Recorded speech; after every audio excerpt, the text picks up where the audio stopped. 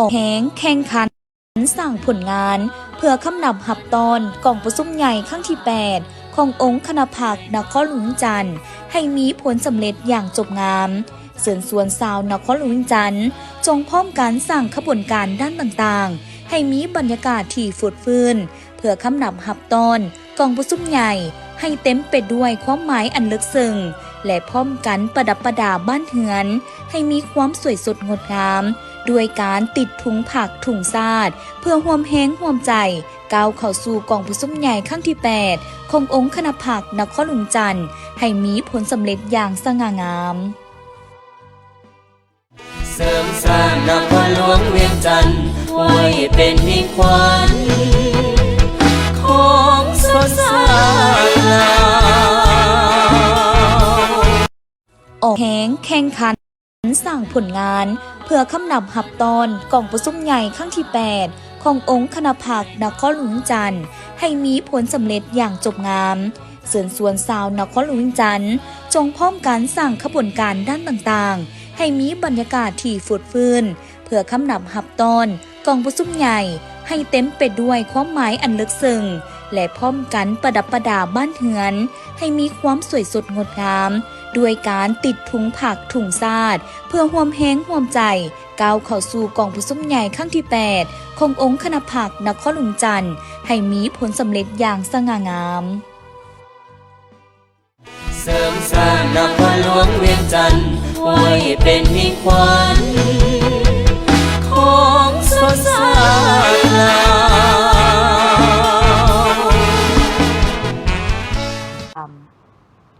ในวันที่ 19 กันยายน 2025 ทานสอนไซสีพันดอนนายกรัฐมนตรีได้ลงเคลื่อนไหวเยี่ยมยามฐานการผลิตกสิกรรมฟาร์มเลี้ยงปลาดุกเป็นสินค้าแบบไบโอฟอกเลี้ยงใส่อ่างที่บ้านดงควายเมืองไซธานีนครหลวงจันทร์โดยการต้อนรับของทานสมสายสีบุญเฮืองประธานใหญ่สับเจริญฟาร์มและทานอนุสาแก้วเจริญประธานสับเจริญฟาร์มพร้อมมีทานนางจันทครบัวละพันธ์รองรัฐมนตรีกระทรวงเกษตรกรรมและสิ่งแวดล้อมและทานผู้วงคำสาวห้องเจ้าของนครหลวงจันทร์พร้อมด้วยแขนงการที่เกี่ยวข้องห่วมติดตามคณะโอกาสนี้ท่านอนุสักแก้วเจริญได้รายงานให้ฮู้เกี่ยวกับความเป็นมาของสับเจริญฟาร์มตั้งแต่แนวความคิดริเริ่มและขั้นตอนวิธีการในการเลี้ยงปลาดุกใส่อ่างด้วยระบบน้ำหมุนเวียนพร้อมทางรายงานให้ฮู้เกี่ยวกับผลิตภัณฑ์ที่แปรรูปจากปลาดุกซึ่งสามารถเพิ่มมูลค่าให้กับผลิตภัณฑ์ได้เป็นอย่างดีโดยปัจจุบันสับเจริญฟาร์มก็สามารถตอบสนองปลาดุกออกสู่ท้องตลาดได้เป็นอย่างดีโดยมีสมาชิกอยู่2 กลุ่มในการผลิตพร้อมนี้ท่านยังได้เสนอต่อท่านนายกรัฐมนตรีในการสนับสนุนด้านนโยบายต่างๆเช่นด้านวิชาการด้านงบประมาณและด้านตลาดทั้งนี้ก็เพื่อเพิ่มกำลังการผลิตให้สูงขึ้นเพื่อให้สามารถค้ำประกันเสบียงอาหารให้เพียงพอภายในและส่งออกต่างประเทศการลงเคลื่อนไหวเยี่ยมยามครั้งนี้ทานสอนไซสีพันดอนก็ได้มีคำเห็นโอ้ลมและให้ทีซี่น้ำซึ่งก่อนอื่นทานได้แสดงความสมเชยมายังฟาร์มซึ่งถือได้ว่าเป็นฟาร์มตัวแบบหนึ่งในการเลี้ยงปลาดุกเป็นสินค้าอยู่แล้วทั้งสอดคล้องกับนโยบายและแนวทางมาตรการในการแก้ไขความยุ่งยากทางด้านเศรษฐกิจการเงินซึ่งในปัจจุบันปัญหาเข่งห้อนที่พร้อมสุ่มใส่เซ็นเงินเฟ้ออัตราแลกเปลี่ยนการคุ้มครองราคาสินค้าและเพื่อแก้ไขปัญหาดังกล่าวการผลิตกสิกรรมเสบียงอาหารถือเป็นสิ่งสำคัญการเพิ่มการผลิตสินค้าโดยหลักๆก็แม่นการผลิตเสบียงอาหารเพื่อให้มีความมั่นคงเส้นการผลิตข้าวการเลี้ยงสัตว์และเสบียงอาหารและขอแสดงความสมเชยที่สับเจริญฟาร์มตัดสินใจได้สุ่มทุนฮ้อนของตนเองในการผลิตพัฒนากสิกรรมหันเอาการเลี้ยงปลาเป็นอุตสาหกรรมทันสมัยและทานอย่างซี่ทิศให้แก่การพัฒนาการผลิตในด้านต่างๆเช่นการเลี้ยงปลาดุกการแปรรูปการหุ้มห่อต่างๆและรวมไปถึงแนะนำไส้พลังงานแสงตะเวนหรือโซลาร์เซลล์เพื่อผลิตกระแสไฟฟ้านำไส้เป็นการประหยัดต้นทุนการผลิตโดยมอบให้ทั้งแขนงการที่เกี่ยวข้องในการซี่น้ำตืมตามการเสนอของทางสับเจริญฟาร์มโดยประสานสมทบกับบรรดาวิชาการต่างๆที่เกี่ยวข้องเพื่อนำเอาความรู้ความสามารถนำมาพัฒนาหันการผลิตกสิกรรมสามารถตอบสนองได้ทางภายในนครหลวงจันทร์ต่างแขวงและสามารถส่งออกต่างประเทศ โอกาสนี้สับเจริญฟาร์มยังได้มอบกระตาของขวัญเป็นผลิตภัณฑ์แปรรูปของฟาร์มให้แก่ทานนายกรัฐมนตรีพร้อมด้วยคณะโดยเป็นการมอบของทานสมสายสีบุญเฮืองประธานใหญ่สับเจริญฟาร์มเมืองศรีโคตบองได้ให้สัมภาษณ์ต่อทีมข่าวโทรภาพนครหลวงจันทร์ว่าเมืองของพวกเขาได้นำพาสร้างความเป็นเจ้าการปลุกระดมการมีส่วนร่วมต้อนรับกองประชุมใหญ่ครั้งที่8ผู้แทนองค์คณะพรรคนครหลวงจันทร์และวันสำคัญของพรรคของชาติโดยได้นำมติคำสั่งคำแนะนำข้อตกลงของขันเถิงมาผันขยายเป็นแผนงานและเผยแพร่ให้ถูกภาคส่วนทั่วเมืองได้รับรู้เข้าใจเป็นเอกภาพในการจัดตั้งปฏิบัติพร้อมกันนั้นยังได้นำพาประดับประดาตัวเมืองให้มีความสวยงามเป็นระเบียบเรียบร้อย ติดป้ายคำขวัญติดถุงผักถุงซาดถุงทิวมาฮอดปัจจุบันสำเร็จแล้วในทั่วเมืองพร้อมยังได้ปลุกระดมสร้างขบวนการออกแห่งงานเฮ็ดอนามัยตัวเมืองตามเส้นทางสายหลักเส้นทางหอมอนามัยลวงโค้งห้องระบายน้ำที่สำคัญได้เล็งแก้ไขจัดสรรความบ่เป็นระเบียบเรียบร้อยมางเถิบเงิบมางป้ายโฆษณาที่บ่ถูกต้องตามระเบียบแก้ไขการวางอุปกรณ์การค้าขายเครื่องสะสายการจอดรถสะสายกีดขวางการสัญจรกวมเอาทางยางและอื่นๆเพื่อสร้างความเป็นระเบียบเรียบร้อยจบงามในทั่วเมืองซึ่งระยะผ่านมาก็แม่นได้ปฏิบัติอย่างเป็นประจำ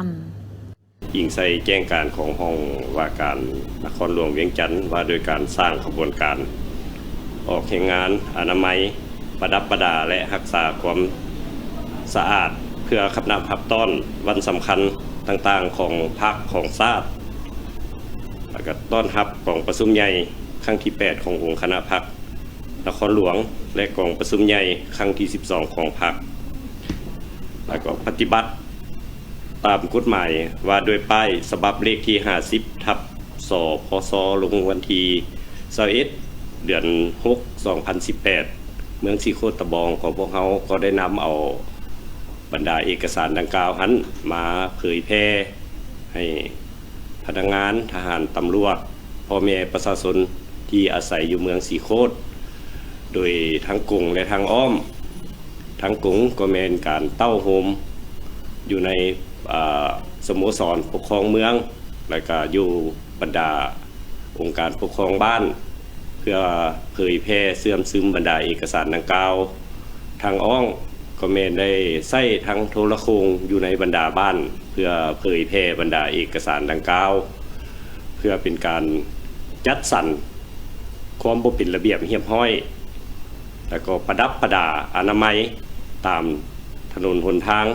บรรดาทางสายหลักของเมืองศรีโคตการจัดสรรความบ่เป็นระเบียบเรียบร้อยหันเขาก็ได้เต้าโฮมคณะกรรมการมาเผยแพร่บรรดาระเบียบกฎหมายต่างๆเกี่ยวกับการจัดสรรความบ่เป็นระเบียบเรียบร้อยหันให้บรรดาคณะรับผิดชอบจัดสรรความบ่เป็นระเบียบเรียบร้อยหันให้เข้าใจแล้วก็ลงไปเฮ็ดตัวจริงกับผู้ที่บ่ปฏิบัติตามกฎหมายเป็นต้นแม่นขายเครื่องสะสายขายเครื่องอยู่แคมทางขายเครื่องใส่ฟุตบาทขายเครื่องใส่บอนที่ห้ามขายบอนที่เฮาที่สามารถจัดสรรได้เป็นต้นก็แม่นทางกล้องของโรงแรมคาวพาซาที่ขายหมักไม้เนาะก็เป็นบอนที่ยุ่งยากที่สุดแต่มาฮอดปัจจุบันเขาก็สามารถจัดสรรได้ถือว่ามีความสะอาดมีความจบงามบริเวณทางเตะ2โดยเฉพาะเป็นทางหน้าทางเข้าสังเกียงพวกเขาก็ได้ไปจัดสรรความบ่เป็นระเบียบเรียบร้อยเป็นต้นแม่ขายอาหารใส่น้ำฟุตบาทใส่เขตสงวนทางในเมื่อเขาจัดสรรแนวนั้นแล้วก็ถือว่าเห็นว่าเส้นทางดังกล่าวหันก็ถือว่าโรงเรียนขึ้นมีความสะอาดจบงามขึ้นนอกจากการจัดสรรความบ่เป็นระเบียบเรียบร้อยอยู่ทางเตะ2อยู่หน้าสังเกียงหันแล้วก็เขาก็ยังได้จัดสรรความบ่เป็นระเบียบเรียบร้อยโดยเฉพาะทางถนนสุภานุวงศ์ถนนหลวงพระบางถนน13เหนือแต่สีไข่ฮอดตลาดลาโอซีแล้วก็ทางแต่3แยก น้องแต่งขึ้นไปหาบ้านจันทร์สว่างก็ถือว่ามีความสะอาดจบงามขึ้นสหายอินโป่งทุมม้ายังได้กล่าวให้ฮู้ตื่มว่านอกจากนี้ยังได้เอาใจใส่เป็นสำคัญต่อเวียกงานป้องกันชาติป้องกันความสงบโดยได้แต่งตั้งความรับผิดชอบให้แต่ละหน่วยงานจนฮอดขั้นหักฐานบ้านมีการประจำการเวรยามตลอด24ชั่วโมงพร้อมทางปลุกระดมประชาชนมีส่วนร่วมติดตามรายงานเพื่อแก้ไขให้ท่วงทันและรับประกันบ่ให้มีปัญหาปรากฏการณ์หย่อท่อเกิดขึ้นนอกจากนั้นพวกเขาก็ยังได้เอาใจใส่ในการอนามัยบรรดาทางสายลักและกับบรรดาทางที่บ่มียังบ่ทันมีเงินคนอยู่เป็นต้นเมนถนนหนองบัวทองหนองบึกอยู่ถนนดังกล่าวพวกเขาก็ได้จัดสรรแบ่งให้แต่ละโครงการกับแบ่งให้แต่ละบ้านเป็นผู้อนามัยปกปักรักษาผ่านมาก็ถือว่าได้เฮ็ดเป็นประจำแต่ว่าก็ยังบ่ทันมีความจบงามเท่าที่ควรถือว่าในวันเสาร์ใกล้จะฮอดนี้พวกเขาก็ได้ชี้นำทางห้องว่าการสมทบกับโครงการคบต.เมืองแล้วก็ภาคส่วนที่เกี่ยวข้องออกให้งานเพื่ออนามัยให้มันจบงามแล้วก็ตัดหญ้าถางหญ้านอกจากนั้นเส้นทางอื่นๆพวกเขาก็ได้มอบให้บรรดาบ้านที่อยู่ตามเรียบตามเส้นทางดังกล่าวหันเพื่อเฮ็ดให้มันสะอาดจบงามนอกจากเวียกอนามัยแล้วพวกเขาก็สุ่มใส่ในการประดับประดาตามเส้นทางโดยเฉพาะพวกเขาได้รับมอบหมายจากนครหลวงก็คือเส้นทางสุภานุวงศ์แต่กระทรวงแผนการแต่มอปลายโฮจิมินห์จนฮอดชายแดนเมืองนาไซทองก็ถือว่าพวกเขาก็ได้เฮ็ดสำเร็จในการประดับประดาคูกลางนอกจากนั้นอยู่ตามเฮือนพ่อแม่ประชาชนที่เรียบตามแคมทางพวกเขาก็ได้ปลุกระดมพ่อแม่ประชาชนประดับประดาทุ่งซาดทุ่งพักทุ่งทิวเพื่อให้มีความจบงามในการต้อนรับกองประชุมใหญ่ครั้งที่8ขององค์คณะพรรคนครหลวงนอกจากนี้ทางนครหลวงก็ยังได้มอบให้พวกเขารับผิดชอบคือทางไฟแดงสิขึ้นทางด่วนเนาะจนฮอดชายแดนเมืองไซธานีหรือบ้านหนองพญาพวกเขาก็ได้ประดับประดาสำเร็จ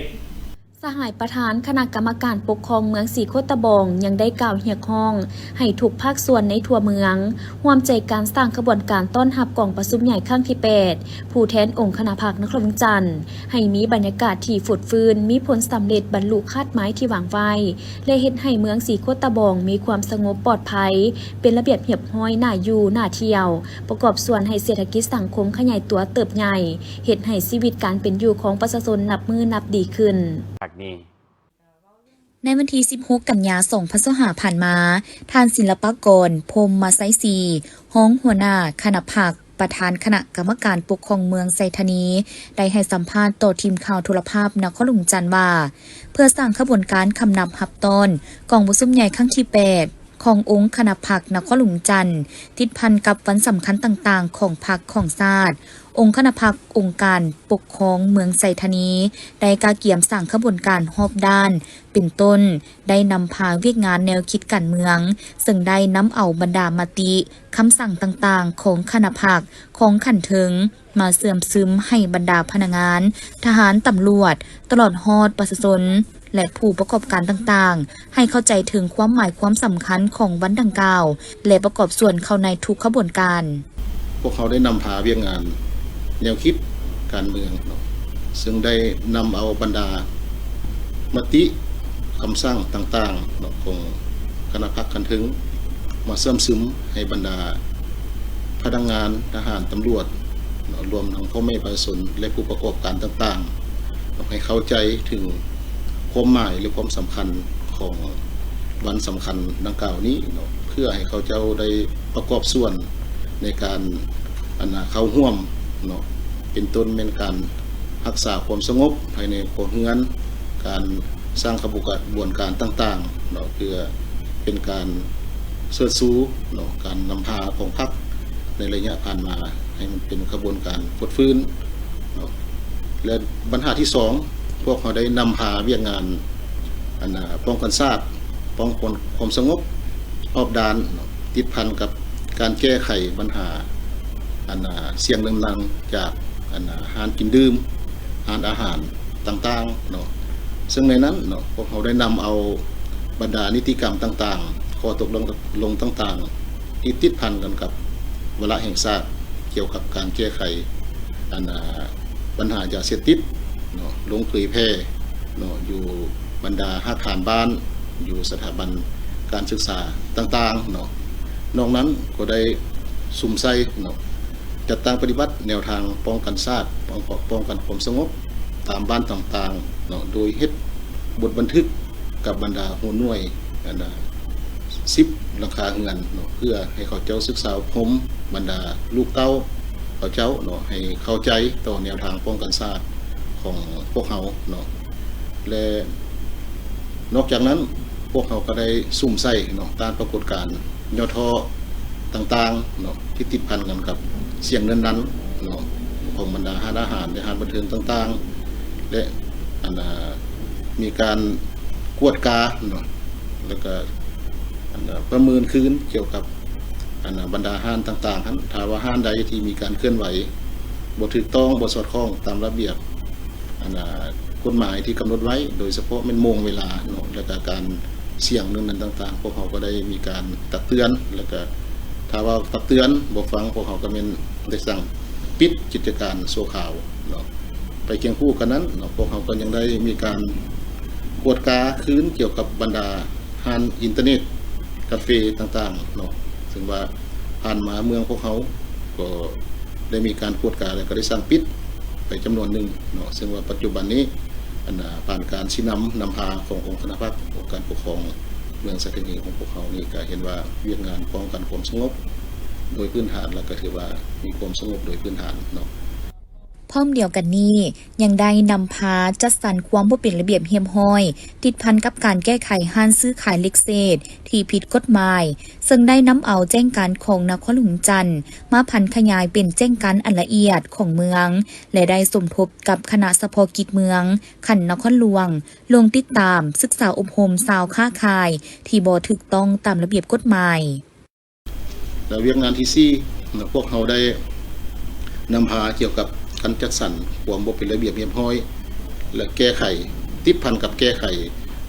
การห้านซื้อขายเหล็กเศษที่ผิดกฎหมายเนาะซึ่งพวกเขาได้นำเอาแก้งการของนครหลวงมาพันขยายเป็นแก้งการอันละเอียดของเมืองเนาะแล้วก็ได้มีการสมทบกับคณะเฉพาะกิจขันนครหลวงเนาะในการลงติดตามเนาะศึกษาอบรมบรรดาชาวค้าขายที่ค้าขายบ่ถูกต้องตามกฎหมายหั่นเนาะซึ่งว่าพวกเขาได้เน้นใส่2ปัญหาหลักปัญหาที่1เป็นพวกเขาได้เน้นใส่เกี่ยวกับการปฏิบัติระเบียบกฎหมายเป็นหลักแล้วปัญหาที่2พวกเขาได้เบิ่งเรื่องนโยบายชาวค้าขายที่ว่าโดยเฉพาะแม่นประชาชนนั่นแหละเนาะพวกเขาได้เน้นใส่เบิ่งนโยบายเป็นหลักแสดงออกอยู่บ่อนว่าพวกเขาได้ลงเฮ็ดบทบันทึกเนาะ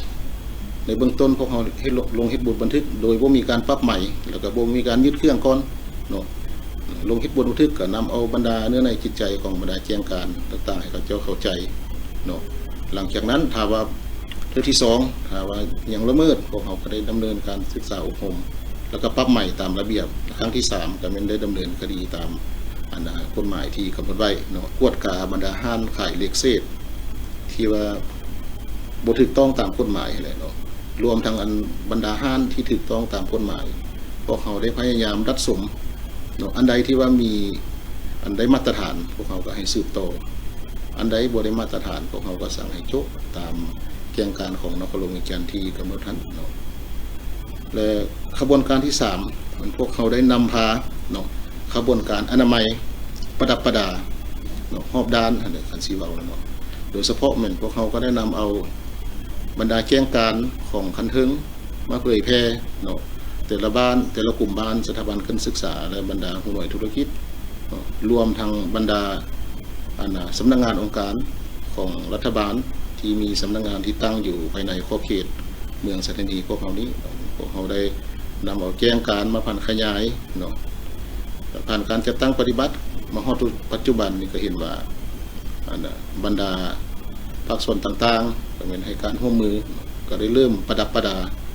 ส่วนใหญ่ก็เป็นพวกเราก็ได้ระดมในการออกให้งานเนาะทุกวันเสาร์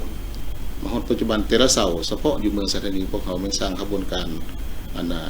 ออกให้งานเป็นวันเสาร์แดงเนาะเมืองพวกเราก็ตามเนาะข้าพเจ้าในนามตั้งหน้าให้องค์คณะพรรคองค์การปกครองเมืองสัตหีบก็ขอเรียกร้องว่าอย่างพ่อแม่ประชาชนพนักงานทหารตำรวจรวมทั้งนักธุรกิจผู้ประกอบการต่างๆที่อยู่ภายในเมืองสัตหีบพวกเขาจึงสวดสู้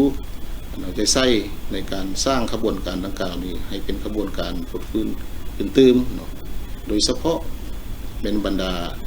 บ้านอาคารบ้านก็ให้สืบโตศึกษาอบรมเรียนงานแนวคิดนำประชาชนภายในบ้านเอาใจใส่ในการศึกษาอบรมแล้วก็เอาใจใส่เรียนงานป้องกันชาติป้องกันความสงบหอบดานเพื่อเตรียมพร้อมในคำนับพับตอนเราในของประชุมใหญ่ครั้งที่8ขององค์คณะพรรคนครหลวงติดพันกับวันสำคัญของพระองค์ชาติของเราให้เป็นกระบวนการฝึกฟื้นการที่2ก็เป็นเรียกร้องให้แก่บรรดานักธุรกิจผู้ประกอบการต่างๆที่ดำเนินธุรกิจอยู่ภายในเมืองสัตหีบของพวกเขานี้ให้เชิดชูน้ำใจเป็นเจ้าการอะไรเนาะ สำหรับเวียกงานประดับประดาทางเมืองได้รับผิดชอบบรรดาเส้นทางสายหลักเป็นต้นถนนไก่ซอนภูมิวิหารถนน13ไต้ถนนเลข10ถนน450ปีและถนนดงโดกหาตันมีไซอันพ้นเด่นแม่นผู้ประกอบการและประชาชนที่มีสำนักงานและเฮือนตั้งอยู่แคมทางใหญ่ได้มีความตื่นตัวและพร้อมพักการติดถุงผักถุงซาดยังเป็นขบวนการฝึกฟื้นองค์การพุทธศาสนาสัมพันธ์แห่งสาธารณรัฐประชาธิปไตยประชาชนลาวอดีตหัวหน้ากรรมาธิการเผยแพร่ศีลธรรมและปฏิบัติกรรมฐานศูนย์กลางและอดีตเจ้าอธิการสำนักวิปัสสนากรรมฐานวัดป่านาคูน้อยครบรอบ12 ปีแห่งการจากไปและฝากฝังคุณงามความดีไว้และผลงานที่นำพาศิษยานุศิษย์และญาติโยมสร้างสาพัฒนาเผยแพร่หลักธรรมคำสอนของพุทธศาสนาตลอดระยะผ่านมาฉะนั้นทางสำนักวิปัสสนากรรมฐานวัดป่านาคูน้อยจึงจะได้จัดงานบุญทักขีนานุปทานอุทิศกุศลหาพระอาจารย์ใหญ่สาลีกันตะสีโลครบรอบ12 ปีซึ่งพระอาจารย์สีทนสยะวงศ์สอนหัวหน้ากรรมธิการเผยแพร่ศีลธรรมและปฏิบัติกรรมฐานศูนย์กลางเจ้าอธิการสำนักวิปัสสนากรรมฐานวัดป่านาคูน้อยได้ให้สัมภาษณ์ว่างานบุญดังกล่าวแม้นจะจัดขึ้นในระหว่างวันที่21-28 กันยายน 2025โดยจะมีการบวชพระ80 องค์ที่ได้เปิดโอกาสให้ออกตนญาติโยมชาวพุทธศาสนิกชนโดยเฉพาะแมนญาติโยมที่เป็นเพศชายอายุ20 ปีขึ้นไปปัจจุบันแมนยังเปิดรับสมัครให้ครบตามจำนวน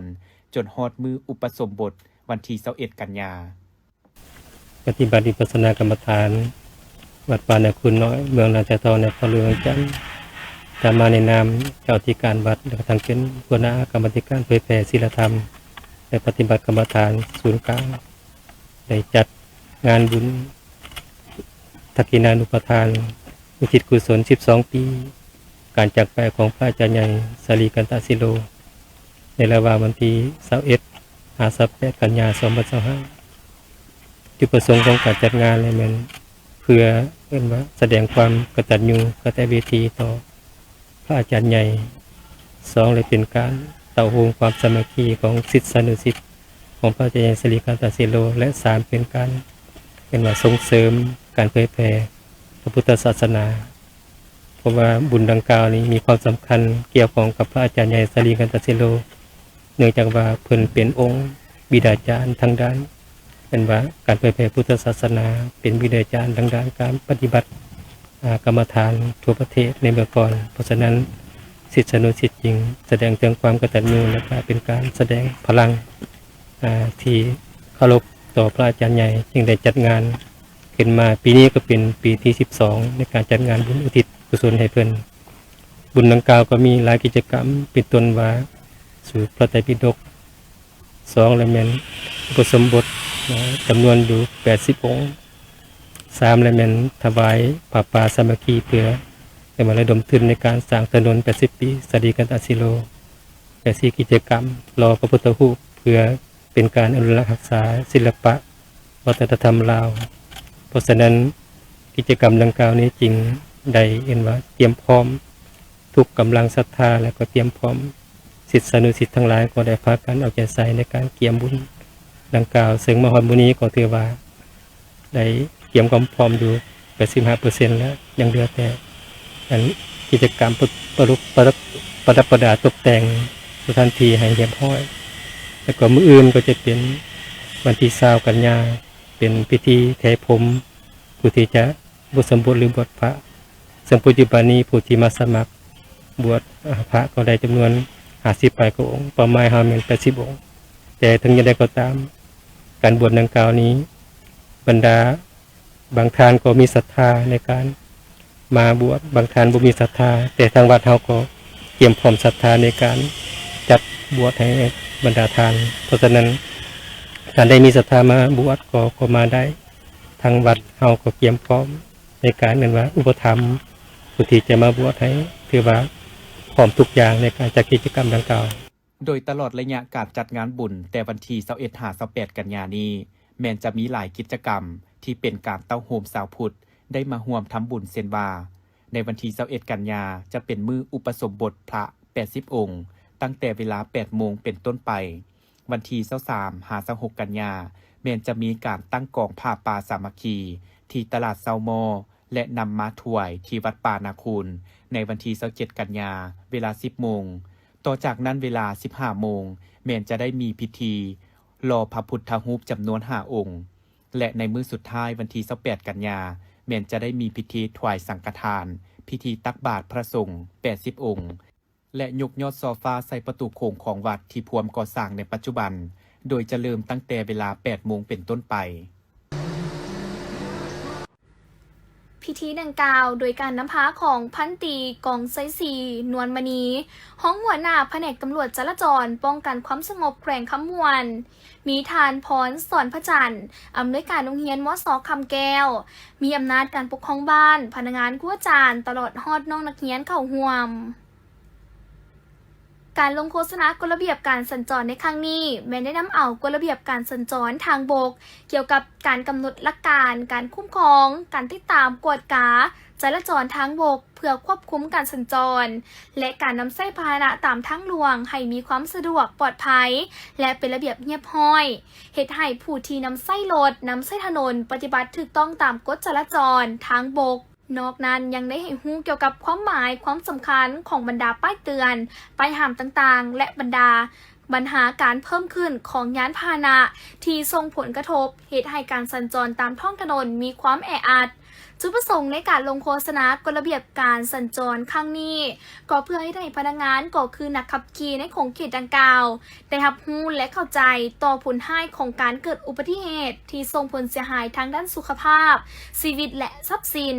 ดังนั้นกองโฆษณาแผนกตำรวจจราจรป้องกันความสงบแขวงและแขนงขนส่งแผนกโยธาธิการและขนส่งแขวงจึงเรียกห้องมายังนักขับขี่ผู้ใช้รถใช้ถนนให้มีสติตื่นตัวเคารพกฎระเบียบกฎหมายให้เกียรติซึ่งกันและกันเพื่อเฮ็ดให้การสัญจรตามท้องถนนหลวงมีความเป็นระเบียบเรียบร้อยมีความปลอดภัยทั้งนี้ก็เพื่อหลีกเลี่ยงจากการเกิดอุบัติเหตุตามท้องถนนหลวงและถ้าหากเจ้าหน้าที่พบเห็นผู้ที่ละเมิดกฎระเบียบจราจรข้างทำอิฐเจ้าหน้าที่ตำรวจจะได้ศึกษาอบรมกล่าวเตือนหากละเมิดครั้งที่2จะได้เฮ็ดบทบันทึกพร้อมวางมาตรการต่อผู้ละเมิดถ้าหากฝ่าฝืนละเมิดเป็นครั้งที่3ทางเจ้าหน้าที่จะได้ปรับใหม่ตามระเบียบกฎหมายที่ได้กำหนดไว้พร้อมคณะผู้แทนขั้นสูงกระทรวงป้องกันความสงบได้เข้าร่วมกล่องประชุมรัฐมนตรีอาเซียนว่าด้วยการต้านอาชญากรรมข้ามชาติครั้งที่19และกล่องประชุมอื่นๆที่เกี่ยวข้องที่ประเทศมาเลเซียเพื่อปรึกษาหารือเกี่ยวกับสภาพอาชญากรรมข้ามชาติตามขงเขตที่เป็นบุริมสิทธิ์ของกลไกกล่องประชุมรัฐมนตรีอาเซียนและเปลี่ยนบทเรียนในการแก้ไขปัญหาอาชญากรรมข้ามชาติ รองรับเอกสารสำคัญสำหรับการร่วมมือในต่อหน้าสำหรับอาชญากรรมใน8โขงเขตบุริมสิทธิ์ของอาเซียนมีคือ การลักลอบค้ายาเสพติดการฆ่ามนุษย์การลักลอบนำคนเข้าออกเมืองอาชญากรรมทางคอมพิวเตอร์การหลอกลวงส่อโกงออนไลน์การก่อการร้ายการลักลอบอาวุธเซิกการลักลอบฆ่าสัตว์ป่าไม่ห่วงห้ามและการฟอกเงินซึ่งบรรดาประเทศสมาชิกอาเซียนเห็นว่าปัญหาอาชญากรรมข้ามชาติดังกล่าวที่ยังสืบต่อเป็นภัยข่มขู่ให้แหงต่อภาคพื้นในปัจจุบันย้อนพวกอาชญากรได้สวยใช้เทคโนโลยีที่ทันสมัยโดยเฉพาะแมนปัญญาประดิษฐ์และระบบดิจิตอลเพื่อก่ออาชญากรรมและลบหลีกการกวดกาของทางเจ้าหน้าที่ซึ่งในแต่ละปีได้สร้างความเสียหายเป็นมูลค่ามหาศาลท่านผู้ชมที่เคารพต่อจากรายการดังกล่าวข่าวนี้จะนำท่านผู้ชมมาติดตามศูนย์พัฒนาฝีมือแห่งงานแขวงอัตตปือได้จัดพิธีปิดสุดฝึกอบรมใน5สาขาวิชาสร้างให้สาวหนุ่มวัยหนุ่มผู้ว่างงานศูนย์พัฒนาฝีมือแห่งงานแขวงอัตตปือได้จัดพิธีปิดสุดฝึกอบรมใน5สาขาวิชาสร้างให้สาวหนุ่มวัยหนุ่มผู้ว่างงานเข้าร่วมในพิธีมีท่านนางอ่อนใสเมียนละวันว่าการหัวหน้าแผนกแรงงานและสวัสดิการสังคมแขวงมีวิทยากรสัมมนากรพร้อมด้วยแขนงการที่เกี่ยวข้องเข้าร่วมในพิธีท่านนางสุขอัมพรโพสาราชว่าการหัวหน้าศูนย์พัฒนาฝีมือแห่งงานแขวงได้รายงานการจัดตั้งปฏิบัติแผนการฝึกอบรมระยะ3 เดือนผ่านมาของศูนย์พัฒนาฝีมือแห่งงานแขวงอัตตปือซึ่งทั้งศูนย์พัฒนาฝีมือแห่งงานของแขวงได้เอาใจใส่จัดตั้งการฝึกอบรมด้วยความรับผิดชอบสูงและสำเร็จตามหลักสูตรใน5สาขาวิชาสร้างให้แก่สาวหนุ่มวัยหนุ่มผู้ว่างงานในนี้มีสาขาสร้าง ICT สาขาตัดเย็บสาขาปรุงแต่งอาหารสาขาซ่อมแปลงรถจักรและสาขาติดตั้งไฟฟ้าในอาคารโดยมีสมณกรเข้าร่วมฝึกอบรมทั้งหมด200 กว่าคนเริ่มอบรมแต่วันที่16 มิถุนายน 16 กันยายน 2025ตลอดระยะของการอบรมสมณกรได้เรียนรู้ความรู้พื้นฐานเป็นต้นการนำใช้คอมพิวเตอร์ขั้นพื้นฐานเกี่ยวกับการนำใช้โปรแกรม Typing Word Microsoft Office Excel ส่วนหลักสูตรตัดยิบได้มีการเรียนรู้ตัดยิบเครื่องนุ่งการยิบสิ้นการตัดเสื้อเชิ้ตยิงหลักสูตรการปรุงแต่งและบริการอาหารได้เรียนรู้การเฮ็ดอาหารลาวเฮ็ดขนมประเภทต่างๆการจัดแต่งโต๊ะงานเลี้ยงหลักสูตรซ่อมแปลงรถจักรมีการเรียนรู้ซ่อมแปลงเครื่องจักร4 จังหวะการบำรุงรักษาเครื่องจักรหลักสูตรติดตั้งไฟฟ้าในอาคารมีการเรียนรู้พื้นฐานสร้างไฟฟ้าการติดตั้งไฟฟ้าพื้นฐานเกี่ยวกับวงจรไฟฟ้าผ่านการประเมินผลคาดคะเนสอบเสียงจบหลักสูตรของสมณกรทั้งหมด5สาขาสร้างสามารถประเมินผลคะแนนทั้งภาคทฤษฎีและภาคปฏิบัติตัวจริงได้ตามมาตรฐานในหลักสูตรที่กำหนดไว้เทียบเท่า95 ส่วนห้อยในพิธียังได้มอบใบยั่งยืนให้สมณกรเพื่อเป็นการยั่งยืนด้านฝีมือแห่งงานและนำไปประกอบอาชีพสร้างเวทงานทำสร้างงานหับไส้ตนและครอบครัวได้หลุดพ้นออกจากความทุกข์ยากตามแนวทางนโยบายของพรรครัฐบาลในวันที่ 18 กันยายน 2025แผนกตำรวจจราจรห้องตำรวจป้องกันความสงบแขวงเวียงจันทน์ได้มอบรถจักร2 คันคืนให้เจ้าของเดิมกล่าวมอบโดยพันโทภูวรรณีลินวรรณราชหัวหน้าแผนกตำรวจจราจรห้องตำรวจป้องกันความสงบแขวงและตั้งหน้ารับโดยท่านนางมณีวรรณประชาชนบ้านภูคำเมืองไซธานีนครเวียงจันทน์และท่านสมพานประชาชนบ้านห้วยทนเมืองพลโฮงแขวงเวียงจันทน์เจ้าของรถโดยมีพนักงานและภาคส่วนที่เกี่ยวข้องเข้าร่วมเจ้าหน้าที่ตำรวจให้รู้ว่ารถจักรที่มอบคืนเจ้าของเดิมในครั้งนี้แม่นรถจักร Honda Wave ห้อยสีแดงดำ2 คันรถจักรจำนวนดังกล่าวถูกค้นบดีลักไปแต่ปี 2023 ผ่านมานี้ซึ่งทางเจ้าหน้าที่ตำรวจจราจรป้องกันความสงบแขวงเวียงจันทน์สามารถเก็บกู้มาได้ในระยะผ่านมาส่วนผู้กระทำผิดแม่นเอาตัวลบหนีและเจ้าหน้าที่ตำรวจยังสืบต่อติดตามพวกเกี่ยวมาดำเนินคดีตามระเบียบกฎหมายของบ้านเมืองในขั้นต่อไปต่างหน้าเจ้าของทรัพย์กล่าวแสดงความขอบใจและย่องยอสมเสยต่อเจ้าหน้าที่ตำรวจที่ได้เอาใจใส่ปฏิบัติหน้าที่วีซ่าเฉพาะอย่างตั้งหน้าสามารถเก็บกู้รถที่ถูกลักไปคืนมาได้พร้อมทั้งฝากเตือนสติผู้ที่มีทรัพย์สินให้เอาใจใส่รักษาทรัพย์สินของตนเองไว้ให้ดีเพื่อบ่ให้คนบ่ดีลักไปได้พร้อมนั้นพันโทภูวรรณีลินวรรณราชหัวหน้าแผนกตำรวจจราจรห้องตำรวจป้องกันความสงบแขวงเวียงจันทน์ยังได้เรียกร้องให้เจ้าของทรัพย์และประชาชนบรรดา เผ่าจงเอาใจใส่ในการปกปักรักษาวัตถุสิ่งของที่มีค่าไว้ให้ดี เพื่อบ่ให้คนบ่ดีสวยโอกาสลักทรัพย์ของทานจัดขึ้นในวันที่ 15 กันยายน 2025 โดยการเข้าร่วมเป็นประธานของท่านนางพรเพชรอุ่นแก้วรองหัวหน้าองค์การอัยการประชาชนสูงสุดท่านคำพรศรีประเสริฐหัวหน้ากรมร่วมมือสากลกระทรวงยุติธรรมหัวหน้าคณะคุ้มครองโครงการ Justice มีบรรดาทานห้องหัวหน้ากรมหัวหน้าแผนกห้องแผนกและคณะรับผิดชอบการฝึกอบรมท่านนางพรเพชรอุ่นแก้วได้กล่าวว่าย้ำใดคณะภาคคณะนำองค์การอัยการประชาชนสูงสุดก็ถือสำคัญเวียกงานพัฒนาทรัพยากรมนุษย์บ่ว่าจะเป็นการฝึกอบรมครูฝึกหรือฝึกอบรมด้านวิชาการในหัวข้อต่างๆที่ติดพันกับการจัดตั้งปฏิบัติหน้าที่เวียกงานของพนักงานในระบบองค์การอัยการประชาชนรวมทั้งองค์การอัยการทหารเพื่อสร้างให้พนักงานอัยการมีความรู้ความสามารถมีเทคนิคและวิธีการในการปฏิบัติหน้าที่เวียกงานที่ได้รับมอบหมายพร้อมทั้งถ่ายทอดบทเรียนและประสบการณ์ก็คือพฤติกรรมตัวจริงให้แก่พนักงานรุ่นสืบทอดเพื่อพร้อมกันปฏิบัติหน้าที่การเมืองให้มีผลสำเร็จด้วยความรับผิดชอบสูงการฝึกอบรมครั้งนี้แม้นมีความสำคัญและเป็นสิ่งที่จำเป็นหลายในการสร้างให้พนักงานผู้ที่มีพรสวรรค์และผู้ที่อยู่ในเป้าหมายที่จะสร้างเป็นครูฝึกได้เรียนรู้ถึงหลักการและวิธีการในการค้นคว้าสร้างแผนการสอนเขียนปื้มตำราการเรียนการสอนสร้างกรณีศึกษาสร้างทักษะการบรรยายและอื่นๆการเป็นนักวิทยากรที่เก่งเป็นมืออาชีพมีความสำนิชำนาญและมีคุณภาพนั้นก็แม่นบุคคลที่สามารถนำเอาความรู้นำเอาบทเรียนและประสบการณ์ของตนที่มีไปซิสอนไปถ่ายทอดหรือไปบรรยายให้นักสมณกรเข้าใจในหัวข้อที่ตนเองกำลังเว้าหรือกำลังบรรยายพร้อมทั้งสามารถนำไปจัดตั้งปฏิบัติให้เกิดผลห้องการกสิกรรมและสิ่งแวดล้อมเมืองโพนทองแขวงจำปาสักร่วมกับคณะก่อสร้างฮักฐานแขวงประจำเมืองลงเคลื่อนไหวสุกยูขบวนการซักยาป้องกันพยาธิสัตว์ใหญ่ประเภทงัวควายอยู่บ้านจิกบ้านกุงเมืองโพนทองโดยการให้เกียรติเข้าร่วมของทานวิสัยพิมพ์มะเซนหัวหน้าห้องการกสิกรรมและสิ่งแวดล้อมเมืองทานวิรัตมั่นคงหัวหน้าแขนงเลี้ยงสัตว์และการประมงแผนกกสิกรรมและสิ่งแวดล้อมแขวงท่านนางทองดาไลแสนมณีไซหัวหน้าแขนงส่งเสริมกสิกรรมและสหกรณ์พร้อมด้วยพนักงานหันลงก่อสร้างฮักฐานแขวงประจำเมืองคณะภาคองค์การปกครองบ้านและพ่อแม่ประชาชนในบ้าน2บ้านเข้าร่วมสำหรับยาวัคซีนป้องกันพยาธิสัตว์ที่นำมาสักในครั้งนี้ประกอบมีวัคซีนป้องกันพยาธิปากเปื่อยลงเล็บวัคซีนป้องกันพยาธิเต้าโฮงเลือดหัวควายสัตว์เลี้ยงของพ่อแม่ประชาชนได้รับการซักยาวัคซีนครั้งนี้มีทั้งหมด121ตัวในนั้นงัว89ตัวควาย32ตัว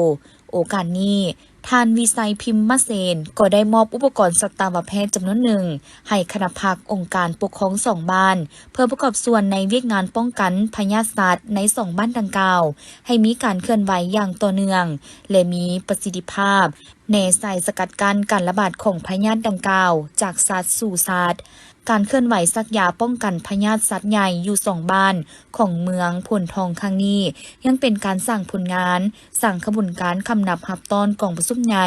ผู้แทนองค์คณะพรรคแขวงจำปาสักครั้งที่9ที่จะเกิดขึ้นในเมื่อวานนี้ให้มีบรรยากาศฟรุดฟื้นและมีเนื้อในความหมายลึกซึ้งสายผัวพันหัวมือระหว่างส่งกองบัญชาการป้องกันความสงบแขวงเวียงจันทร์สปป.ลาวและนครไฮฟองสสเวียดนามในต่อหน้าดังนั้นคณะผู้แทนกองบัญชาการป้องกันความสงบนครไฮฟองสสเวียดนามได้เดินทางมาเยี่ยมยามและเฮ็ดเวียกอยู่แขวงเวียงจันทร์นำพาโดยพันเอกฟาร์มเวียดยุ่งหองหัวหน้ากองบัญชาการป้องกันความสงบนครไฮฟองสสเวียดนามพร้อมด้วยคณะได้เข้าเยี่ยมคำนับทานคำพันธ์สิทธิดำพาเจ้าแขวงเวียงจันทร์โอกาสนี้ท่านคำพันธ์สิทธิดำพาได้ตั้งหน้าให้การนำของแขวงเวียงจันทร์สมาชิกพรรคพนักงานก็คือประชาชนชาวแขวงเวียงจันทร์ได้แสดงความยินดีต้อนรับและตีราคาสูงต่อการมาเยี่ยมยามของคณะผู้แทนนครไฮฟองในครั้งนี้ซึ่งเป็นคณะนำขั้นสูงของกองบัญชาการป้องกันความสงบของนครไฮฟองการมาเยี่ยมยามครั้งนี้เป็นการปลุกระดม เป็นการสุกอยู่และให้บทเรียนอันสำคัญ แก่กองบัญชาการป้องกันความสงบแขวงเวียงจันทน์และเป็นการผูกแน่นสายพัวพันมิตรภาพ การร่วมมือรอบด้านลาวเวียดนาม ที่มีมาแต่ดึกดำบรรพ์และสืบทอดกันมาจนถึงหุ้นลูกหุ้นหลานก็คือหุ้นปัจจุบันท่านเจ้าแขวงเวียงจันทน์ยังได้รายงานสภาพรวมและจุดพิเศษของแขวงเวียงจันทน์โดยเฉพาะแมนการจัดตั้งปฏิบัติเวียกงานป้องกันชาติป้องกันความสงบภายในแขวงเวียงจันทน์และสายพัวพันกันหัวมือและการช่วยเหลือซึ่งกันและกันระหว่างนครไหฟ้องและแขวงเวียงจันทน์ในระยะผ่านมา